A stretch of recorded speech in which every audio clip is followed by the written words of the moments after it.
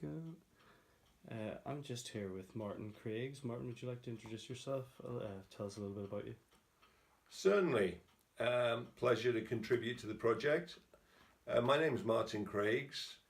My relevant experience is I worked in travel and tourism for over 30 years, and my last assignment was in Asia as the CEO of Pacific Asia Travel Association, better known as PATA, which has been around for over 60 years. So a lot of institutional knowledge, some of which I can remember and I'm happy to share.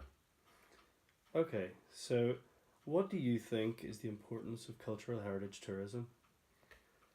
The importance of cultural heritage tourism cannot, in my opinion, be overstated because it's the essence of what particularly millennials want in their travel experience going forward.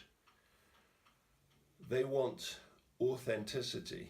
They want to feel they're not just visiting and seeing a place from an external perspective, but they are actually living like the locals. And that means they want to touch, feel, even taste the local environment and understand why one culture is different to their own. And that's a learning experience.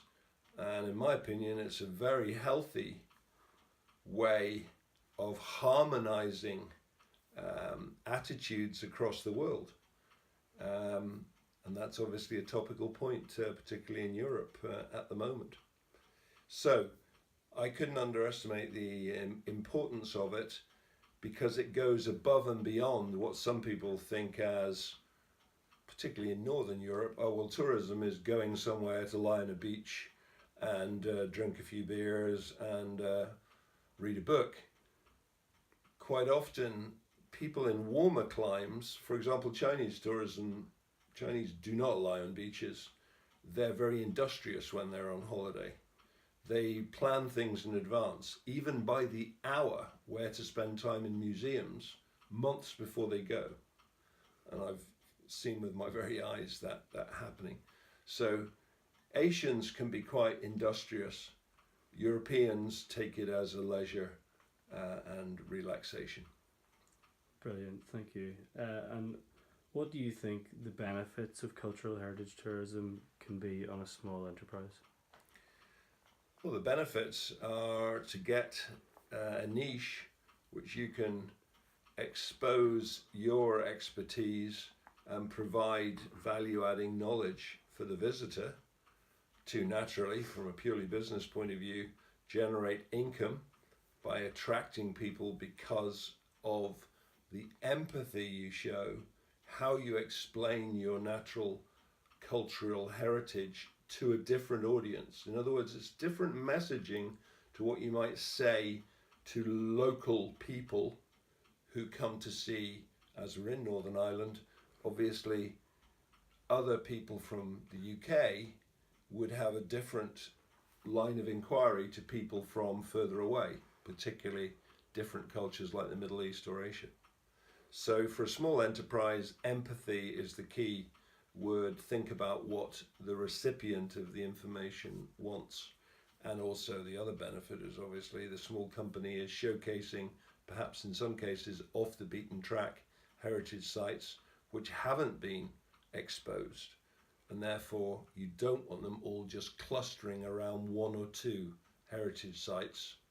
You want them to go far and wide. And finally, what advice would you give to a small tourism company about the cultural heritage tourism market?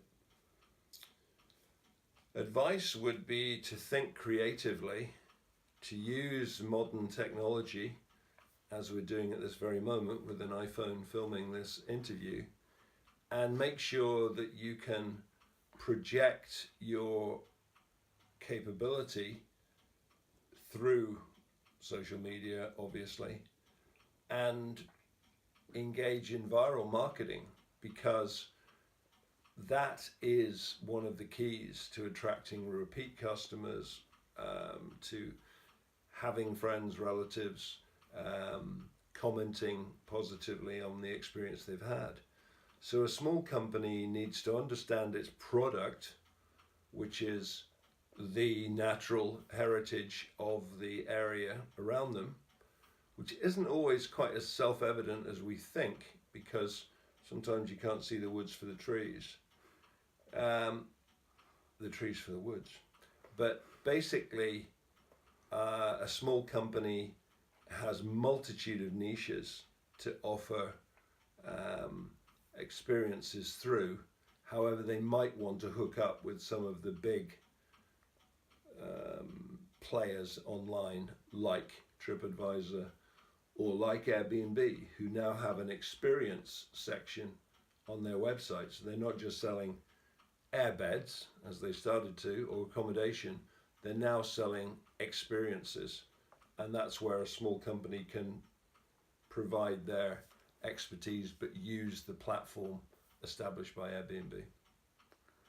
Thank you very much. That was fantastic. Pleasure.